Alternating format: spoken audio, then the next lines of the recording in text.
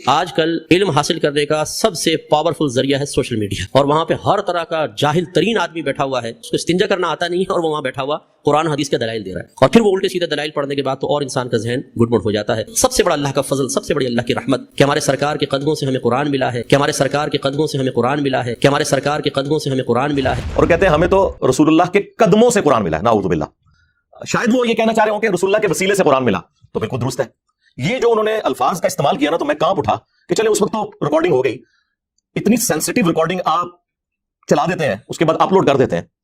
سیدنا عمر نے کہا کہ نبی الاسلام کے لیے اللہ نے وہ پسند کیا جو ان کے پاس ہے، یعنی اس غم کو وہ ختم کرنے کی کوشش کر رہے تھے۔ پھر انہوں نے کہا کہ تمہارے پاس یہ اللہ کی کتاب موجود ہے جس کے ذریعے اللہ نے تمہارے نبی کو ہدایت دی، تم اس کتاب کو پکڑو تو ہدایت پا جاؤ گے۔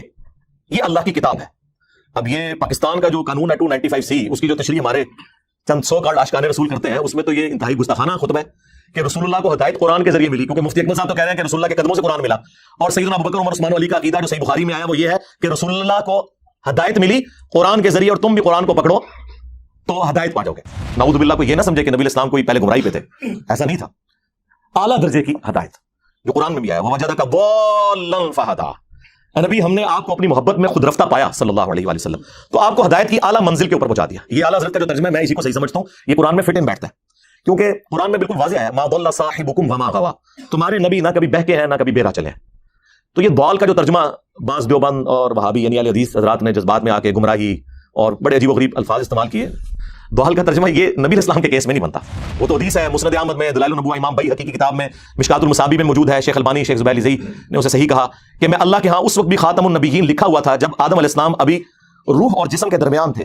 میں دعائے ابراہیم ہوں، میں عیسیٰ کی بشارت ہوں، میں اپنی ماں کا وہ خواب ہوں جو انہوں نے میری پیدائش کے وقت دیکھا کہ ان کے لیے ایک نور ظاہر ہوا جس سے شام کے محلات بھی ان کے سامنے روشن ہو گئے۔ یعنی آپ کی والدہ محترمہ سلام اللہ علیہا کو اللہ تعالیٰ نے یہ خوشخبری دے دی تھی کہ آپ سے جو بیٹا پیدا ہوگا بالآخر اس کی حکومت اور اس کی دعوت اس وقت کی سب سے بڑی سپر پاور رومن امپائر کو بھی سپرسیڈ کر جائے گی۔ صلو علی محمد و آل محمد، اللہم صلی علی محمد و علی آل محمد۔ ڈیٹم لیول کی ہدایت ایک پیغمبر کو پیدائش سے لے کر مبعوث ہونے تک ہوتی ہے، وہ اللہ کی حفاظت میں ہوتا ہے۔ ہاں، اعلیٰ درجے کی ہدایت اسے اس وقت ملتی ہے جب اس پر وحی کا نزول ہوتا ہے اور اللہ تعالیٰ اسے مبعوث کرتا ہے۔ قرآن مخلوق نہیں ہے، یہ غیر مخلوق ہے، اللہ کی صفت ہے۔ نبی الاسلام تو اللہ کی مخلوق ہے، لہٰذا نبی الاسلام بھی کبھی اس چیز کو پسند نہیں فرمائیں گے کہ کوئی شخص یہ جملہ بولے کہ میرے قدموں سے قرآن ملا ہے۔ ہاں، میرے ذریعے سے ملا، بالکل درست ہے۔ اللہ اور مخلوق کے درمیان وسیلہ اور واسطہ وقت کا پیغمبر ہی ہوتا ہے، اس میں تو کوئی شک نہیں ہے، لیکن یہ الفاظ کا چناؤ یہ بڑا ڈینجرس معاملہ ہے۔ ما کنت تدری ما الکتاب ولا الایمان، اس قرآن کے نزول سے پہلے نہ تو آپ کتاب سے واقف تھے نہ ایمان سے۔ میں نے کہا یہ اعلیٰ حضرت کا ترجمہ پڑھ لیں، انہوں نے کیا ترجمہ کیا ہوا ہے؟ اے نبی، اس قرآن کے نزول سے پہلے نہ آپ کتاب کے بارے میں جانتے تھے نہ احکام شرع کی تفصیلات، یہ انہوں نے ترجمہ کیا۔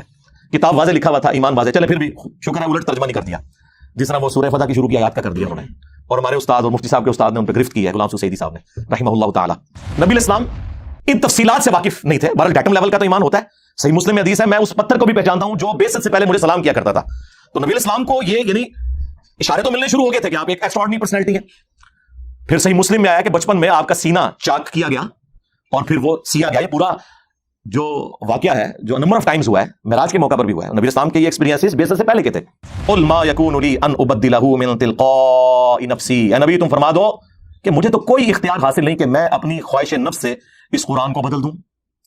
مفتی صاحب کہہ رہے ہیں کہ رسول اللہ کے قدموں سے قرآن ملا، اور اللہ تعالیٰ یہ فرما رہا ہے کہ نبی تم فرما دو کہ مجھے تو کوئی اختیار نہیں کہ میں اس کتاب کو بدل دوں۔ اور یہاں بات ختم نہیں ہوئی، ان اتبع الا ما یوحى الی، میں تو خود پابند ہوں اس وحی کا جو اللہ کی طرف سے مجھ پر آتی ہے۔ اس کتاب کو بدلنے کا کہہ رہے ہو؟ مجھے تو اللہ نے پابند کیا کہ میں نے بھی اس کتاب کے پیچھے چلنا ہے۔ یہ قرآن ہے جی، یہ کتابوں کا خدا ہے۔ پھر ہم کیوں نہ کہیں کہ مرنے سے پہلے اے مسلمان کر لے اس پہ غور، کتابوں کا خدا اور ہے، بابوں کا خدا اور، بابے بھی اسی خدا پہ مانتے ہیں لیکن ان کوالٹیز کے ساتھ نہیں جو آسمان سے نازل ہوئی ہیں پیغمبروں کے ذریعے، بلکہ ان کی اپنی تعلیمات ہیں۔ یہ کتابوں کا خدا ہے جی۔ یہ تو آیات ہیں جو آج بیان کرنے والی ہیں، یہ بتانے کے لیے کہ یہ کلام اللہ کا نازل کردہ ہے، یہ رسول اللہ نے خود نہیں لکھا صلی اللہ علیہ وآلہ وسلم، اور ہم نے اسے گستاخی کا مسئلہ بنا کے ہر بندے نے یعنی قرآن میں سے نہ اپنی مطلب کی چیزیں نکالی ہوئی ہیں۔ کسی کو اولیاء کی گستاخی نظر آ جاتی ہے، کسی کو انبیاء کی گستاخی، کسی کو صحابہ کی گستاخی، کسی کو اہل بیت کی گستاخی نظر آ جاتی ہے۔ اللہ کی گستاخی نہیں آج تک منقطع نظر آئی۔ کدھر تسی پڑھے یہ اللہ کا گستاخ ہے، گستاخ اولیاء ہے، گستاخ رسول ہے، گستاخ اہل بیت، گستاخ صحابہ، گستاخ اللہ۔ ایک ٹنگ کرے سنی سے اللہ نے سکے ہونے تے گل کرنا، ہاں اللہ نے تم نے سائڈ تے رکھے ہے، وہ کہہ رہے ہیں ان کائنات کا نظام بابے چلا رہے ہیں، اہل بیت چلا رہے ہیں، انبیاء چلا رہے ہیں، نعوذ باللہ۔ صحیح مسلم کی حدیث 2750، نبی علیہ السلام سے پوچھا گیا کہ آپ پیر کا منڈے کا روزہ کیوں رکھتے ہیں؟ تو فرمایا فیہ ولدت وفیہ انزل علیہ، اس دن میں پیدا ہوا اور اس دن مجھ پر پہلی دفعہ وحی نازل ہوئی۔ یعنی پیدائش کی خوشی اور جشن قرآن کی خوشی کو نبی علیہ السلام نے ایک جگہ جمع کیا، سال بعد نہیں، ہر مہینے نہیں، ہر ہفتے منڈے کا روزہ رکھیں۔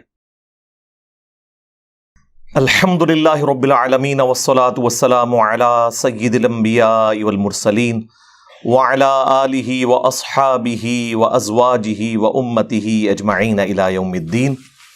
الحمدللہ آج 16 اکتوبر 2022 کو بمطابق 19 ربیع الاول 1444 ہجری میں سنڈے کے دن ہمارا یہ پبلک سیشن نمبر 64 ہونے جا رہا ہے انشاءاللہ تعالی۔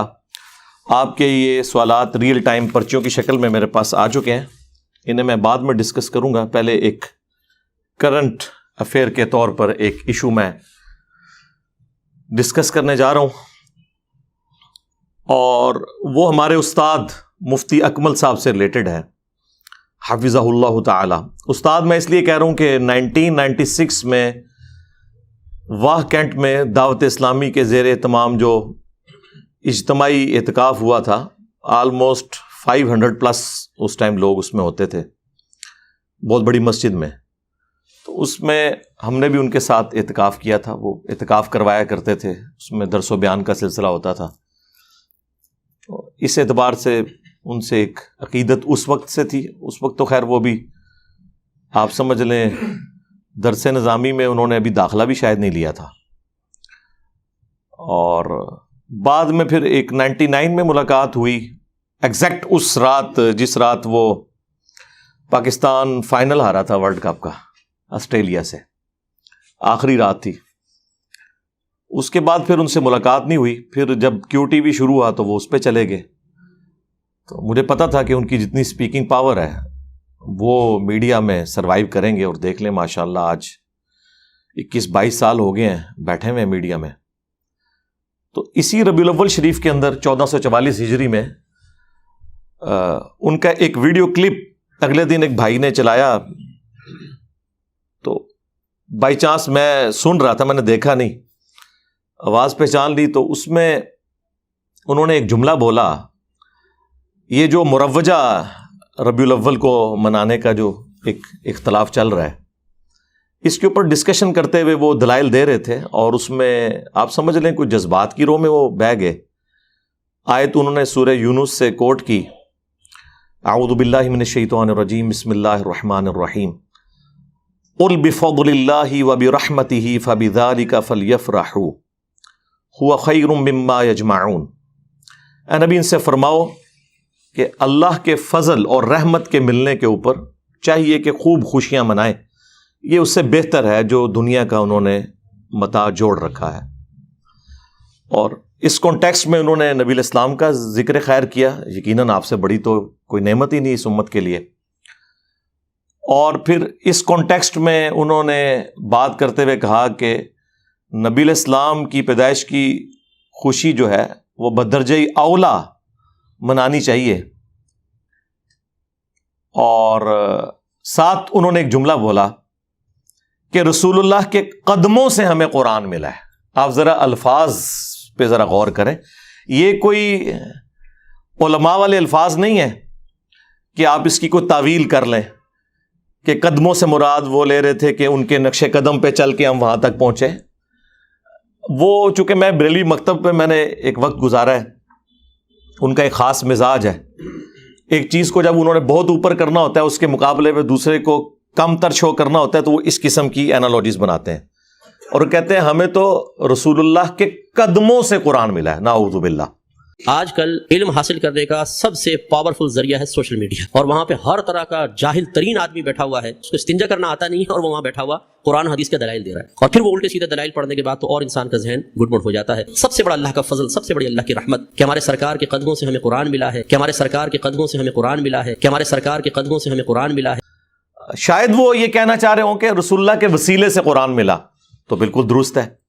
یہ جو انہوں نے الفاظ کا استعمال کیا نا، تو میں کانپ اٹھا کہ چلیں اس وقت تو ریکارڈنگ ہو گئی، اتنی سینسٹیو ریکارڈنگ آپ چلا دیتے ہیں، اس کے بعد اپلوڈ کر دیتے ہیں، اس کے بعد اس کے جو نتائج پھر بھگتنے پڑتے ہیں نا، وہ بڑے خطرناک ہوتے ہیں۔ اس سے لوگ بڑے عجیب و غریب عقائد اخذ کرتے ہیں جو اسٹیبلش ہیں غلوف کے درجے کے اندر، اور پھر وہ ساتھ نبی الاسلام کا ذکر خیر کیا کہ اللہ تعالیٰ کا تعارف بھی ہمیں نبی الاسلام کی وجہ سے ہوا، بلکہ انہوں نے کہا ہم اللہ کو تو مانتے اس لیے ہیں کہ وہ نبی الاسلام کا رب۔ ظاہر ہے یہ ایک کہانی، ایک گھڑی ہوئی۔ کیا رسول اللہ کی دنیا میں تشریف آوری سے پہلے اللہ تعالیٰ ایگزسٹ نہیں کرتا تھا؟ اس کے ماننے والے نہیں تھے کیا؟ یہ شیخ احمد سرہندی، جسے یہ لوگ مجدد الافسانی کہتے ہیں، المتوفا 1034 ہجری، ان کا یہ ایک جملہ ہے جو زبان زد عام ہے، جس کا نہ قرآن و سنت سے کوئی لینا دینا ہے اور نہ یہ دین کی تعلیمات میں کسی اعتبار سے فٹ بیٹھتا ہے، بلکہ دین کی تعلیمات بالکل اس کے برعکس ہیں۔ اللہ تعالیٰ تو اس احسان کو اپنی طرف منسوب کرتا ہے، لقد من اللہ علی المؤمنین اذ بعث فیہم رسولا، یہ اللہ کا احسان ہے کہ اس نے رسول بھیجا۔ یہ لوگ کہتے ہیں یہ رسول کا احسان ہے کہ اس نے اللہ کا تعارف کروایا۔ اللہ تعالیٰ کیا فرما رہا ہے؟ یہ اللہ کا احسان ہے کہ اس نے رسول بھیجا انہی میں سے، من انفسہم یتلو علیہم آیاتہ ویزکیہم ویعلمہم الکتاب والحکمہ، جو ان پہ اللہ کی آیات تلاوت کرتے ہیں، ان کا تزکیہ کرتے ہیں، انہیں کتاب و حکمت سکھاتے ہیں، اور اس سے پہلے یہ لوگ کھلی گمراہی میں تھے۔ تو اللہ تعالیٰ تو یہ ڈاکٹرن پیش کر رہا ہے کہ اللہ کا احسان ہے مومنین میں آنا، اور پھر اس پہ ترا یہ کہ نبی الاسلام خود اس کی ایکسپلینیشن کیا کر رہے ہیں۔ جامعہ ترمذی میں حدیث ہے، المستدرک للحاکم کے اندر یہ حدیث موجود ہے، امام حاکم نے اسے صحیح کہا، امام ذہبی نے موافقت کی، شیخ زبیر علی صاحب نے مشکات المصابیح کی تحکیم میں اس حدیث کو صحیح کہا کہ اللہ کے محبوب صلی اللہ علیہ وآلہ وسلم نے فرمایا کہ اللہ سے محبت کرو کہ اس نے تمہیں نعمتوں سے نوازا ہے، اور مجھ سے اس لیے محبت کرو کہ میں اللہ کا رسول ہوں، اور میرے اہل البیت سے اس لیے محبت کرو کہ ان کی نسبت میرے ساتھ ہے۔ صلو علی محمد وآل محمد، اللہم صلی علی محمد وعلی آل محمد۔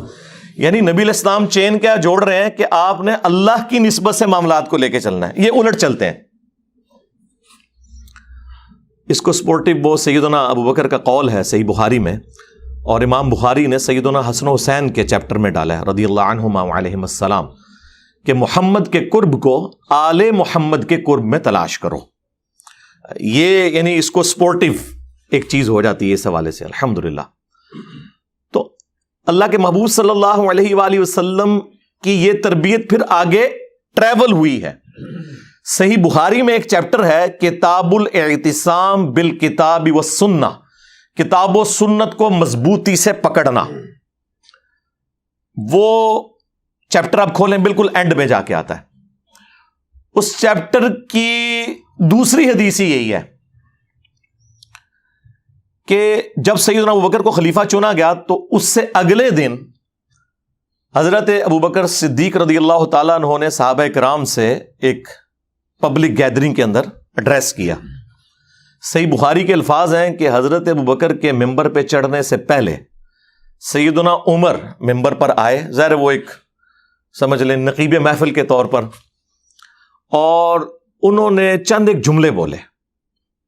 وہ آپ کو رسول اللہ کی تربیت صلی اللہ علیہ وآلہ وسلم اور خلفائے راشدین کا عقیدہ، ظاہر ہے سیدنا ابوبکر کی موجودگی میں اگر حضرت عمر یہ خطبہ دے رہے ہیں اور مولا علی علیہ السلام بھی موجود ہیں، سیدنا عثمان بھی موجود ہیں رضی اللہ عنہم اجمعین وعلیہم السلام اجمعین، تو سب کی موجودگی میں حضرت عمر نے خطبہ دیا، اور انہوں نے کہا، ظاہر ہے صحابہ کا غم تازہ تھا، انہوں نے کہا کہ اللہ تعالیٰ نے اپنے نبی علیہ السلام کے لیے وہ چیز پسند فرمائی جو اس نے اپنے پاس رکھی ہے۔ ظاہر ہے کسی بھی انسان کے لیے سب سے بڑا قرب اللہ کی ذات ہو سکتی ہے، یقیناً رسول اللہ کا دنیا سے جانا یہ ہمارے لیے تو ایک غم کا باعث ہے، لیکن اللہ کے نبی علیہ السلام کے لیے تو ایک جنتوں کا دروازہ، اللہ کے قرب کا دروازہ کھل گیا۔ وَلَلْآخِرَةُ خَيْرٌ لَكَ مِنَ الْأُولَى، ظاہر ہے آج کی جو رسول اللہ کی زندگی ہے وہ اس زندگی سے افضل ہے جو دنیا میں گزاری انہوں نے، اور قیامت کی اس سے افضل ہوگی، اور جنت کی اس سے بھی افضل ہوگی۔ ہر آنے والا لمحہ پہلے سے بہتر ہے. تو سیدنا عمر نے کہا کہ نبی علیہ السلام کے لیے اللہ نے وہ پسند کیا جو ان کے پاس ہے، یعنی اس غم کو وہ ختم کرنے کی کوشش کر رہے تھے. پھر انہوں نے کہا کہ تمہارے پاس یہ اللہ کی کتاب موجود ہے جس کے ذریعے اللہ نے تمہارے نبی کو ہدایت دی، تم اس کتاب کو پکڑو تو ہدایت پا جاؤ گے. یہ اللہ کی کتاب ہے. اب یہ پاکستان کا جو قانون ہے 295C، اس کی جو تشریح ہمارے چند سو کارڈ عاشقان رسول کرتے ہیں، اس میں تو یہ انتہائی گستاخانہ خطبہ ہے کہ رسول اللہ کو ہدایت قرآن کے ذریعے ملی، کیونکہ مفتی اکمل صاحب تو کہہ رہے ہیں کہ رسول اللہ کے قدموں سے قرآن ملا. اور سیدنا ابوبکر، عمر، عثمان و علی کا عقیدہ جو صحیح بخاری میں آیا وہ یہ ہے کہ رسول اللہ کو ہدایت ملی قرآن کے ذریعے، اور تم بھی قرآن کو پکڑو تو ہدایت پا جاؤ گے. اچھا، اس ہدایت سے مراد نعوذ باللہ کوئی یہ نہ سمجھے کہ نبی علیہ السلام کوئی پہلے گمراہی پہ تھے، ایسا نہیں تھا. اعلیٰ درجے کی ہدایت جو قرآن میں بھی آیا، وَوَجَدَكَ ضَالًّا فَہَدَىٰ. اے نبی، ہم نے آپ کو اپنی محبت میں خود رفتہ پایا صلی اللہ علیہ وآلہ وسلم، تو آپ کو ہدایت کی اعلیٰ منزل کے اوپر پہنچا دیا. یہ اعلیٰ حضرت کا جو ترجمہ ہے میں اسی کو صحیح سمجھتا ہوں، یہ قرآن میں فٹ ان بیٹھتا ہے، کیونکہ قرآن میں بالکل واضح آیا مَا ضَلَّ صَاحِبُكُمْ وَمَا غَوَىٰ. تمہارے نبی نہ کبھی بہکے ہیں نہ کبھی بہرا چلے ہیں. تو یہ ضال کا جو ترجمہ بعض دیوبند اور وہابی یعنی اہل حدیث حضرات نے جذبات میں آ کے گمراہی اور بڑے عجیب و غریب الفاظ استعمال کیے، ضال کا ترجمہ یہ نبی علیہ السلام کے کیس میں نہیں بنتا. اور قرآن میں اس کی کئی ایک ایگزامپلس موجود ہیں. یوسف علیہ السلام کے بھائیوں نے اپنے باپ کا قرب حاصل کرنے کے لیے جو جملے بولے تھے سورہ یوسف میں کہ ہمارے والد جو ہیں یوسف سے زیادہ محبت کرتے ہیں جبکہ ہم ایک مضبوط جماعت ہیں. ان ابانا لفی ضلال مبین. بے شک ہمارے ابا جان تو ان کی محبت میں ڈوب چکے ہیں. یہ تو نہیں کہہ رہے تھے کہ ابا جان ہمارے گمراہ ہیں، ظاہر ہے وہ پیغمبر تھے اور پیغمبر کے بیٹے تھے، وہ پیغمبر کے صحابی تھے، ان کے ماننے والے تھے، کوئی کافر تو نہیں تھے. اور آگے بھی چل کے جب یوسف علیہ السلام کی خوشبو انہیں آتی ہے تو اور وہ کہتے ہیں اگر تم مجھے یعنی میرے بارے میں کوئی غلط گمان نہ کرو تو مجھے تو یوسف کی خوشبو آ رہی ہے. تو وہاں پر بھی ان کے گھر والے کہتے ہیں آپ تو اپنی اسی پرانی محبت میں ہیں. اور ضلالک القدیم کے الفاظ ہیں، تو اس میں جو سعودی عرب سے قرآن شائع ہوا ہے نا وہابیوں کا، صلاح الدین یوسف صاحب کا، انہوں نے بھی حاشیے میں لکھا ہے کہ یہاں جو ہے اس سے مراد گمراہی نہیں ہے بلکہ محبت میں ڈوبنا ہے. تو لہٰذا یہ اب جھگڑا چھوڑ دیں. میرا خیال ہے چپ کر کے جو اعلیٰ حضرت نے ترجمہ کیا ہے نا اسی کو صحیح مانے، وہ فٹ ان بیٹھتا ہے. مولانا مودودی رحمہ اللہ نے بھی، اور ایون ہمارے استاد ڈاکٹر اسراف صاحب رحمہ اللہ تعالیٰ، وہ بھی اس کا ترجمہ اسی انداز میں کرتے تھے. نبی علیہ السلام کے لیے جب ضال کا لفظ آئے گا تو وہ وَلَضَّالِّينَ والا نہیں ہوگا، محبت میں، یعنی رسول اللہ اللہ کی محبت میں خود رفتہ تھے.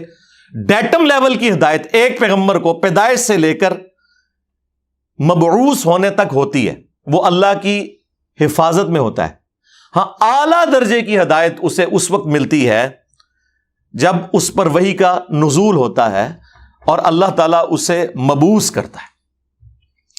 اس حوالے سے قرآن حکیم میں درجنوں آیات ہیں، لیکن 4 مقامات ایسے ہیں جو میں چاہ رہا ہوں کہ میں یہاں پر آپ کو ضرور اس حوالے سے بیان کر دوں تاکہ آپ کا عقیدہ درست ہو جائے کہ قرآن حکیم جو ہے وہ نبی علیہ السلام کی ہدایت کو بلند مرتبے تک بلکہ ایپیکس تک پہنچانے کا سبب بنا ہے. اور قرآن مخلوق نہیں ہے، یہ غیر مخلوق ہے، اللہ کی صفت ہے. نبی علیہ السلام تو اللہ کی مخلوق ہیں، لہٰذا نبی علیہ السلام بھی کبھی اس چیز کو پسند نہیں فرمائیں گے کہ کوئی شخص یہ جملہ بولے کہ میرے قدموں سے قرآن ملا ہے.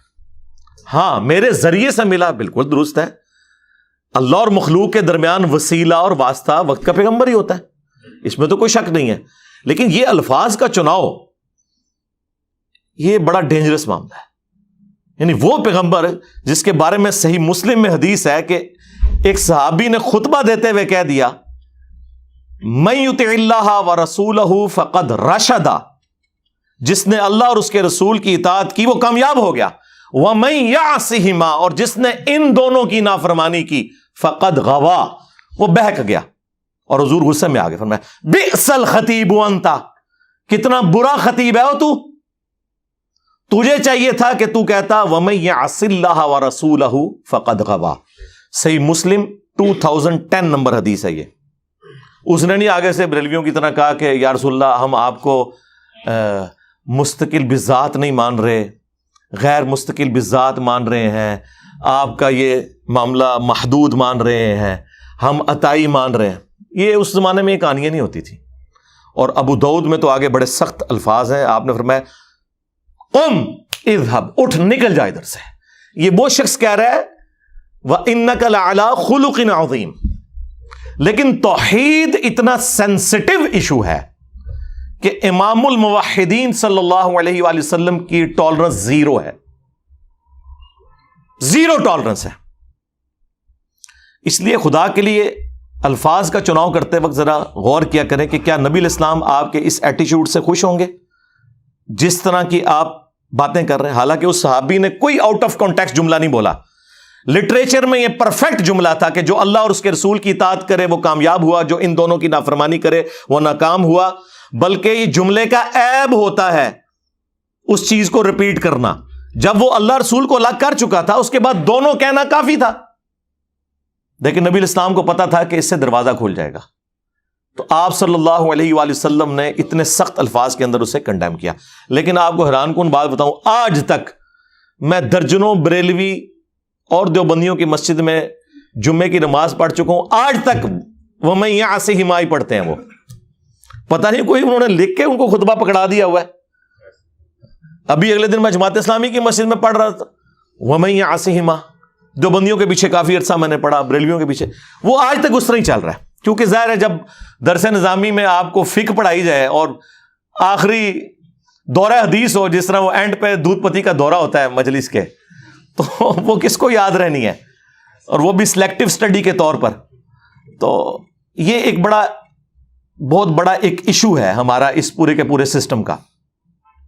خیر وہ میں آپ کو نبی الاسلام کا جو عقیدہ اور خلفائے راشدین کا عقیدہ تو یہ کور ہوا اس میں.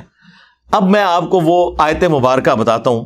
سورہ الشورى، پارہ نمبر ہے 25، سورت نمبر ہے 42. اس کے اینڈ پہ جا کے اللہ تعالیٰ نے یہ عقیدہ بالکل کلیئر کر دیا. میرے پاس ایک بار میرے والد صاحب کے ایک دوست، بلکہ ہمارے وہ پیر بھائی بھی سیال شریف وہ بیت تھے، ابھی بھی ہیں ماشاءاللہ، ڈاکٹر صاحب. وہ آئے تو ان دنوں میں نیا گمراہ ہوا تھا، 2008 کی بات ہے. تو مجھے آتے ہی انہوں نے پہلا سوال کیا کہ آپ کا نبی اسلام کے بارے میں کیا عقیدہ ہے کہ آپ کو نبوت کب ملی؟ میں نے کہا جی جو آپ کا عقیدہ ہے کہ عمر مبارک جب 40 سال ہوئی تو آپ مبعوث ہوئے. بہرحال نبی پیدائش سے لے کر اس وقت تک اللہ کا پیغمبر ہوتا ہے، وہ اللہ کی حفاظت میں ہوتا ہے.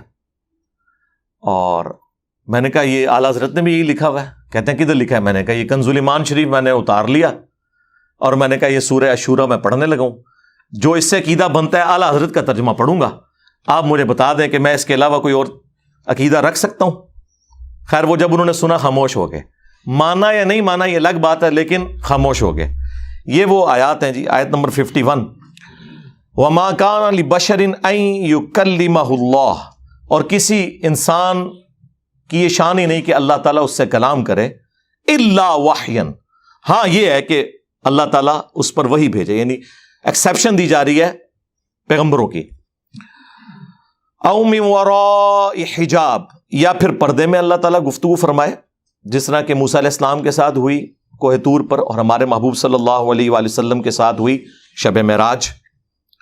او یرسل رسولا، یا اس کی طرف کوئی رسول بھیج دے، فیوحی بإذنہ ما یشاء، اور وہ وحی کر دے اللہ تعالیٰ کے اذن کے ساتھ، جو اللہ تعالیٰ اذن دے. جو کچھ اللہ تعالیٰ نے وحی کرنا ہے وہ پیغمبر کی طرف وحی کر دے وہ فرشتہ. انہ علی حکیم، بے شک وہ اونچا ہے، حکمت والا ہے، بلند و بالا ہے. وَكَذَلِكَ أَوْحَيْنَا إِلَيْكَ، اور بالکل اس طریقے سے اے نبی ہم نے آپ کی طرف بھی وحی کی. روحم من امرنا، اپنی طرف سے امر روح. روح جو امر بھی ہے، اچھا روح کا لفظ حضرت جبرائیل کے لیے بھی آیا ہے، روح کا لفظ قرآن کے لیے بھی آیا وحی کے لیے, اور روح نبی الاسلام کے لیے بھی ہے. ما کنت تدری ما الکتاب ولا الایمان, اس قرآن کے نزول سے پہلے نہ تو آپ کتاب سے واقف تھے نہ ایمان سے. میں نے کہا جی یہ اعلیٰ حضرت کا ترجمہ پڑھ لیں. انہوں نے کیا ترجمہ کیا ہوا ہے؟ اے نبی, اس قرآن کے نزول سے پہلے نہ آپ کتاب کے بارے میں جانتے تھے نہ احکام شرع کی تفصیلات. یہ انہوں نے ترجمہ کیا ہے. کتاب واضح لکھا ہوا تھا, ایمان واضح. چلیں پھر بھی شکر ہے الٹ ترجمہ نہیں کر دیا, جس طرح وہ سورہ فتح کی شروع کی آیات کا کر دیا انہوں نے, اور ہمارے استاد اور مفتی صاحب کے استاد نے ان پہ گرفت کی ہے, غلام سعود سعیدی صاحب نے رحمہ اللہ تعالی. تو یہاں پہ ترجمہ انہوں نے کافی حد تک ٹھیک کیا. یعنی نبی الاسلام ان تفصیلات سے واقف نہیں تھے. بہرحال ڈیٹم لیول کا تو ایمان ہوتا ہے. صحیح مسلم میں حدیث ہے, میں اس پتھر کو بھی پہچانتا ہوں جو بعثت سے پہلے مجھے سلام کیا کرتا تھا. تو نبی الاسلام کو یہ یعنی اشارے تو ملنے شروع ہو گئے تھے کہ آپ ایک ایکسٹرا آرڈنری پرسنالٹی ہیں. پھر صحیح مسلم میں آیا کہ بچپن میں آپ کا سینہ چاک کیا گیا اور پھر وہ سیا گیا. یہ پورا جو واقعہ ہے جو نمبر آف ٹائمز ہوا ہے, معراج کے موقع پر بھی ہوا ہے. نبی الاسلام کے یہ ایکسپیرینسز بعثت سے پہلے کے تھے. وَلَكِنْ جَعَلْنَاهُ نُورًا نَهْدِي بِهِ مَن نَّشَاءُ مِنْ عِبَادِنَا, بلکہ ہم نے اس قرآن کو نور اور ہدایت بنا دیا ہے. اس کے ذریعے ہم ہدایت دیتے ہیں اپنے بندوں میں سے جسے چاہتے ہیں. وَإِنَّكَ لَتَهْدِي إِلَىٰ صِرَاطٍ مُسْتَقِيمٍ, اور بے شک اے محبوب صلی اللہ علیہ وسلم آپ لوگوں کو صراط مستقیم کی طرف ہدایت دیتے ہیں. نبی الاسلام سراپا ہدایت ہیں, لیکن وہ ہدایت کی اعلیٰ منزل پہ قرآن کے ذریعے آپ کو پہنچایا گیا. وَوَجَدَكَ ضَالًّا فَهَدَىٰ, ہم نے آپ کو اپنی محبت میں خود رفتہ پایا. اور ظاہر ہے یہ خود رفتہ بھی خود سے تو نہیں پایا, اللہ نے ان کی جبلت میں رکھا. وہ تو حدیث ہے مسند احمد میں, دلائل النبوہ امام بیہقی کی کتاب میں, مشکات المصابیح میں موجود ہے. شیخ البانی شیخ زبیر لزئی نے اسے صحیح کہا کہ میں اللہ کے ہاں اس وقت بھی خاتم النبیین لکھا ہوا تھا جب آدم علیہ السلام ابھی روح اور جسم کے درمیان تھے. میں دعائے ابراہیم ہوں, میں عیسیٰ کی بشارت ہوں, میں اپنی ماں کا وہ خواب ہوں جو انہوں نے میری پیدائش کے وقت دیکھا کہ ان کے لیے ایک نور ظاہر ہوا جس سے شام کے محلات بھی ان کے سامنے روشن ہو گئے. یعنی آپ کی والدہ محترمہ سلام اللہ علیہا کو اللہ تعالیٰ نے یہ خوشخبری دے دی تھی کہ آپ سے جو بیٹا پیدا ہوگا بالآخر اس کی حکومت اور اس کی دعوت اس وقت کی سب سے بڑی سپر پاور رومن امپائر کو بھی سپر چیٹ کر جائے گی. صلو علی محمد وعلی محمد, اللہم صلی علی محمد وعلی آل محمد. تو نبی الاسلام کی پرسنالٹی ایک ایکسٹرا آرڈنری پرسنالٹی. اچھا, اب اس عقیدے کو آپ مزید سمجھیں. سورہ یونس کی وہ آیات, آیت نمبر 15, وَإِذَا تُتْلَى عَلَيْهِمْ آيَاتُنَا بَيِّنَاتٍ, اور جب ان پر تلاوت کی جاتی ہیں ہماری روشن آیات. قَالَ الَّذِينَ لَا يَرْجُونَ لِقَاءَ نَأْتِ بِقُرْآنٍ غَيْرِ هَذَا, تو جو لوگ ہماری ملاقات کے منکر ہیں نا, انہیں کوئی امید نہیں کہ مر کے ہم نے اللہ کو منہ دکھانا ہے. وہ نبی الاسلام سے کہتے ہیں کہ کوئی اور قرآن لے آؤ, یہ بڑا سخت قرآن ہے, یہ تو بالکل کوئی کمپرومائز ہی نہیں کرتا. جس طرح آپ کو بھی لوگ کہتے ہیں میٹھی میٹھی باتیں کریں, یہ سیم باتیں نبی الاسلام کو بھی لوگ کرتے تھے کہ یہ قرآن تو سیدھے سیدھے فتوے ہیں, تو قرآن بدلو, کوئی اور قرآن لے کر آؤ.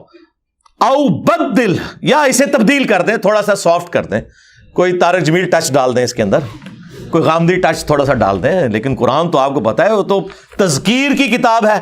وَأُوحِيَ إِلَيَّ هَذَا الْقُرْآنُ لِأُنذِرَكُم بِهِ وَمَن بَلَغَ, نبی تم فرماؤ صلی اللہ علیہ وآلہ وسلم, یہ قرآن تو مجھے وہی اس لیے کیا گیا کہ میں تمہیں ڈر سنا دوں, اور جس تک یہ کتاب پہنچے. یہ تو انذار کی کتاب ہے, تبشیر بھی ہے, لیکن ان کے لیے جو بات مان جائے. ہاں, جو بات نہیں ماننے والے اور جو مانے ہوئے ہیں ان کا بھی قبلہ درست کرنے کے لیے کتاب انذار ہے. تو آپ کوئی اور قرآن لے آئیں یا اسے بدل دیں. قُلْ مَا يَكُونُ لِي أَنْ أُبَدِّلَهُ مِنْ تِلْقَاءِ نَفْسِي, اے نبی تم فرما دو کہ مجھے تو کوئی اختیار حاصل نہیں کہ میں اپنی خواہش نفس سے اس قرآن کو بدل دوں. مفتی صاحب کہہ رہے ہیں کہ رسول اللہ کے قدموں سے قرآن ملا، اور اللہ تعالیٰ یہ فرما رہا ہے کہ نبی تم فرما دو کہ مجھے تو کوئی اختیار ہی نہیں کہ میں اس کتاب کو بدل دوں. اور یہاں بات ختم نہیں ہوئی.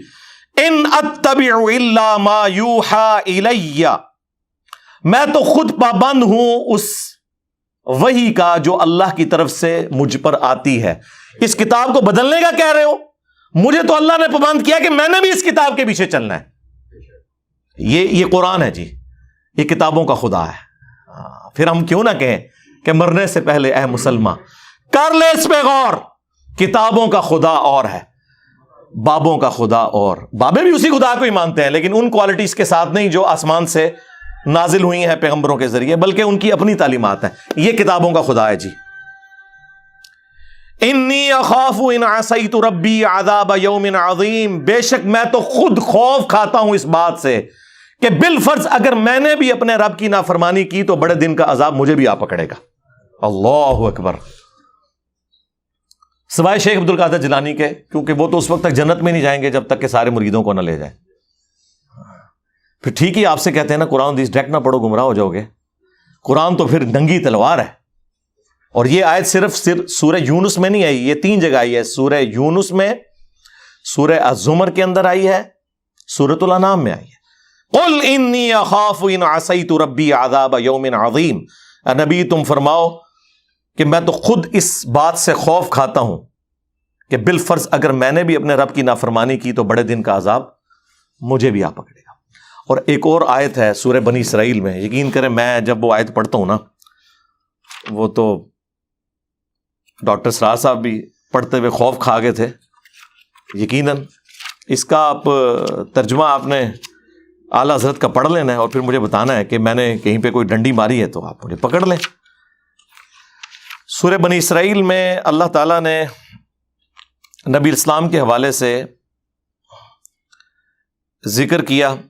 اب یہ ظاہر ہے سمجھانے کے لیے، کافروں پر غصہ ہے، لیکن ظاہر ہے کہ اللہ تعالیٰ اپنی تعلیمات میں تو بہت اسٹرکٹ ہے. آیت نمبر ہے 73.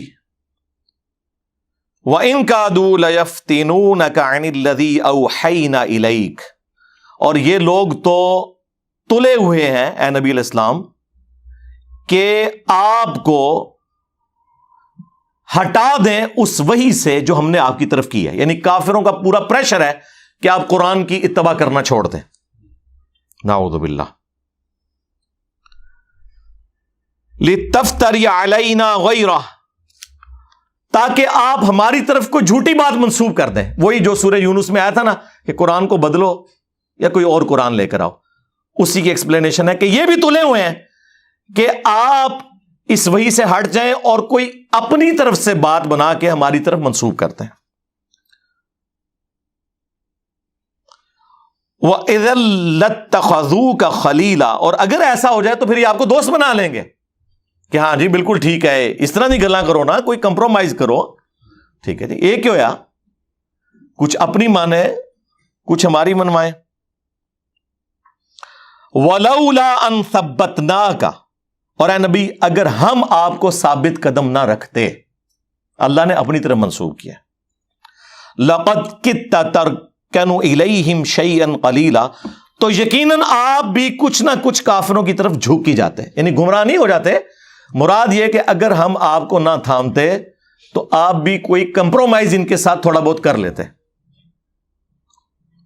اذا لأذقناك ضعف الحیات وضعف الممات، اور اگر ایسا ہوتا تو ہم آپ کو دنیا کی زندگی میں بھی دگنا عذاب دیتے اور آخرت کی زندگی میں بھی دگنا عذاب دیتے.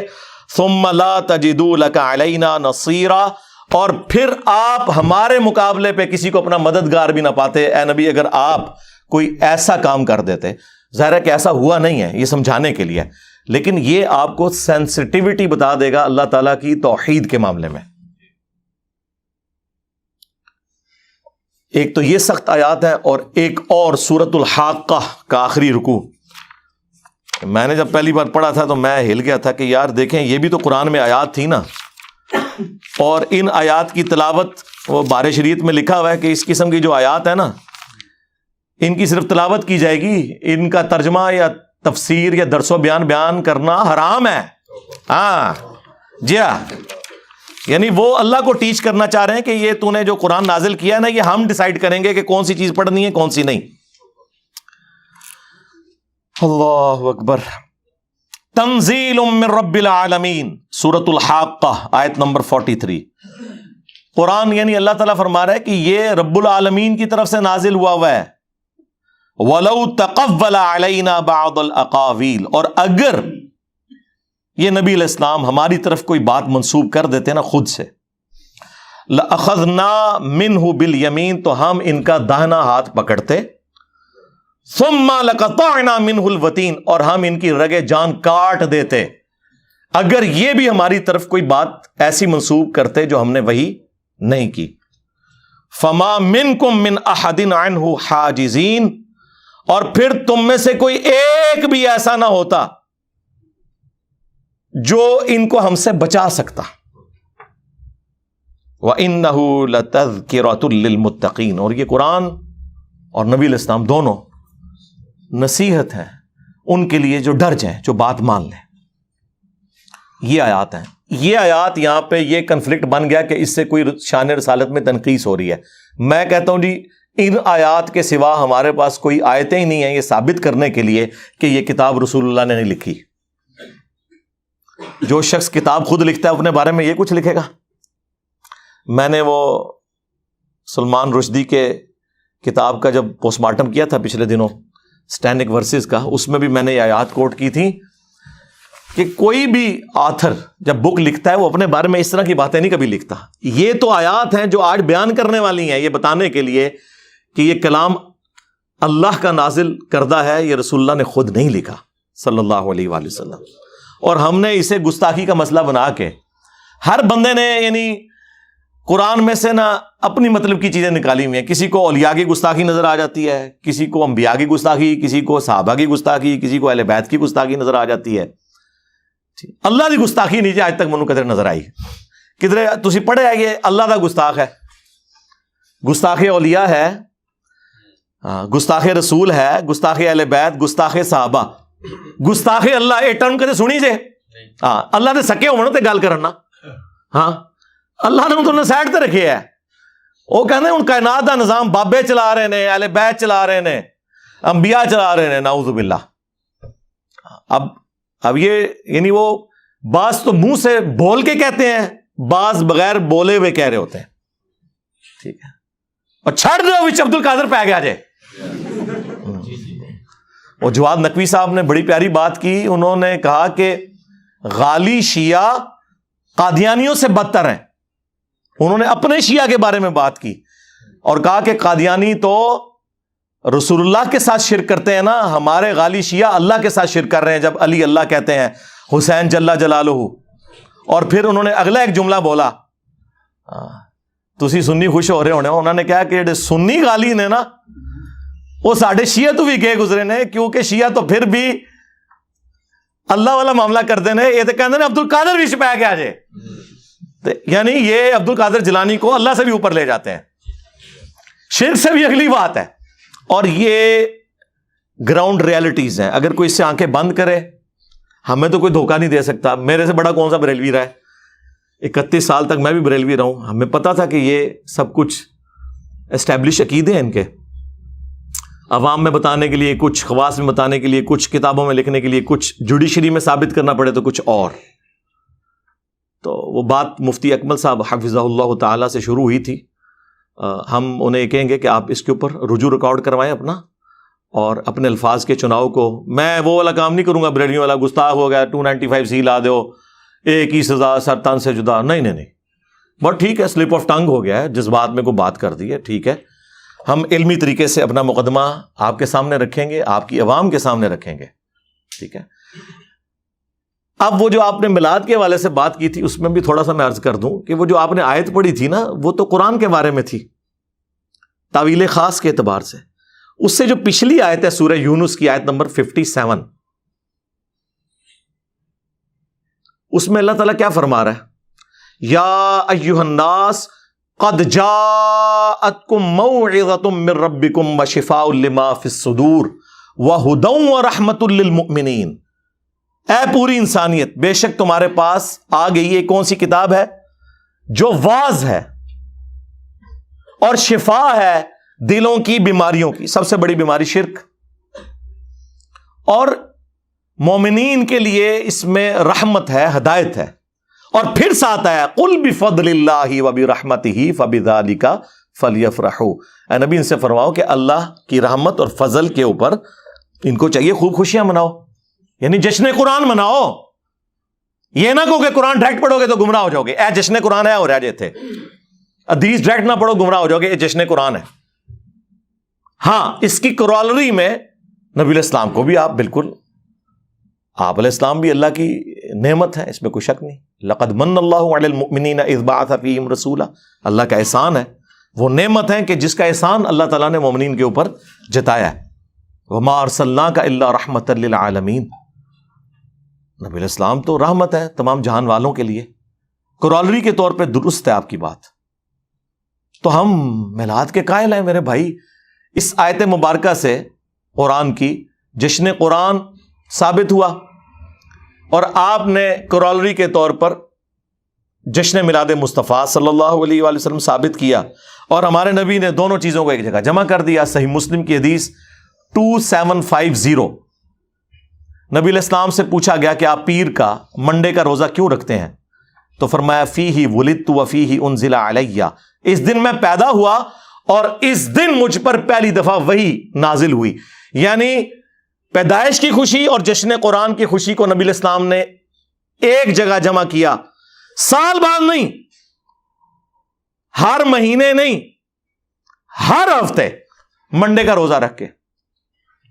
رہ گیا یہ مروجہ جو معاملات ہیں، اس میں کس حد تک ہم معاملات کو درست سمجھتے ہیں، کن چیزوں کو ہم غلو پر مبنی سمجھتے ہیں، وہ میں محفل میلاد 2 ہفتے پہلے یہاں پہ ریکارڈ کروا چکا ہوں اسی گرین پگڑی کے اندر، وہ آپ دیکھ لیں۔ یہاں پہ بھی محفل میلاد ہم نے کی تھی، اور آلموسٹ 25-30 کے قریب جو سوالات ہیں پبلک کے وہ میں نے ایڈریس کر دیے تھے۔